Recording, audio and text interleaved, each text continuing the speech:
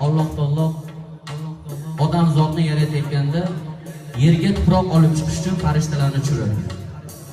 Men bu narsani to'g'risi birovdan eshitib gapirganim yo'q. Allohga shukr, buni 8 yil 9 yildan beri ustozim oldilarida bo'lib, oxirgi to'ylarni ham birga bo'ldik. Eslaganlaringda duo qilib qo'yasizlar.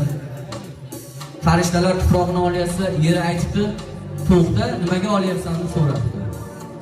Shunda farishtalar aytgan ekanki, Alloh taolo sendan o'zga eng yaqin do'sti odam zotni yaratmoqchi, shuning uchun olyapman desa, yer aytibdi, Allohning balandda osmonlari bor, quyoshi bor, oyi bor, yulduzlari bor.